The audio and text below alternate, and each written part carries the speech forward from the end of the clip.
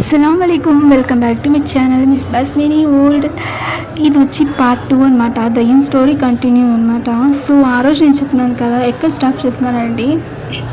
మా అమ్మ వాళ్ళంతా రాత్రంతా వాకిలు వేసుకొని కూర్చొని ఇస్తున్నారు, బయటకు రాకూడదని చెప్పేసి. అంటే తలుపు దగ్గర అయితే ఉన్నారనమాట. రాత్రంతా తలుపు దగ్గర కూర్చున్నారు, ఎక్కడ తిరిగా అక్క బయటికి వెళ్ళిపోతుందో అనేసి. ఇంకా మార్నింగ్ అయ్యేసరికి మా అవ్వ మా తాతతో వచ్చారనమాట. ఇంకా వాళ్ళు వచ్చాక వాళ్ళు వచ్చిన తక్షణమే మా మామూలంతా నీ కూతురు ఎంత పెద్ద పని చేసింది చూడమ్మా అని చెప్పి అరుసుకొని పోయినారు. ఏమైందో చెప్పండి అని చెప్పి మా అవ్వలు అడిగేసరికి ఇలా జరిగింది. నైట్ ఎవరినో పిలుచుకొని వచ్చేసింది, దయ్యంని పిలుచుకొని వచ్చేసింది నీ కూతురు అనుకొని చెప్పుకొని వచ్చారనమాట. వీళ్ళంతా చెప్తే దీనికి ఏమీ బుర్ర లేదా, ఎందుకు అలాంటి పిలుచుకొని వస్తావు అనేసరికి వాళ్ళు ఎవరు తెలిసిన తరా ఉంటారమ్మా, దానికే పిలుచుకొని వస్తుంది బీడి అడిగేసరికి అని చెప్పిందనమాట మా అమ్మ. సో ఇంకేముంటుంది, బాగా తిట్టిండారు ఇంకోసారి ఇట్లా చేయకూడదు, పోకూడదు, ఎవరు పిలిచినా రాకూడదు అనేసి. అప్పటి నుంచి మా అమ్మ కూడా తెలుసుకుంది ఎవరు మనుషులు ఎవరు దయ్యము అనేసి. సో వినే వాళ్ళకైతే చాలా కామెడీగా ఉంటుంది. బట్ అప్పుడు జరిగిన విషయం మనం కళ్ళారా చూసింటే ఎంత భయం వేసి ఉంటుందో కదా, మనకి ఊహించుకుంటేనే చాలా వాళ్ళంతా గూస్ బంప్స్ వచ్చేస్తాం నాకైతే.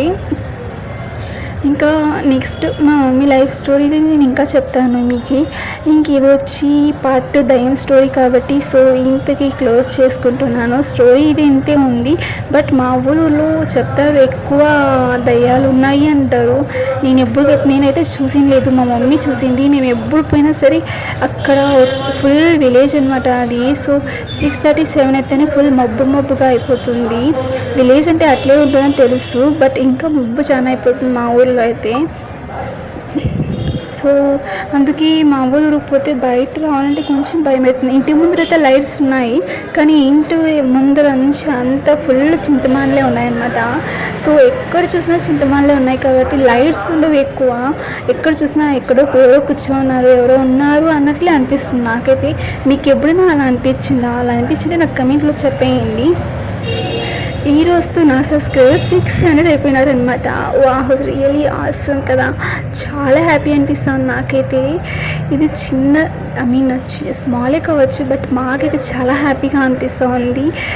ఇంకా కొన్ని రోజుల్లోనే నేను 1000+ సబ్స్క్రైబర్స్ కావాలని మనస్ఫూర్తిగా కోరుకుంటున్నాను. ఇలానే మీ సపోర్ట్ ఇంకా ముందు కూడా ఉండాలని మనస్ఫూర్తిగా కోరుకుంటున్నాను అనమాట. సో నెక్స్ట్ పార్ట్లో నెక్స్ట్ స్టోరీ చెప్తానమాట. సో ఇంతే ఇవాళ blog. So subscribe my channel and bell icon అయితే క్లిక్ చేసి పెట్టుకున్నాను. అప్పుడే నేను పెట్టే ప్రతి వీడియోకి మీకు నోటిఫికేషన్ అనేది వస్తుంది. Thanks for watching. Subscribe my channel.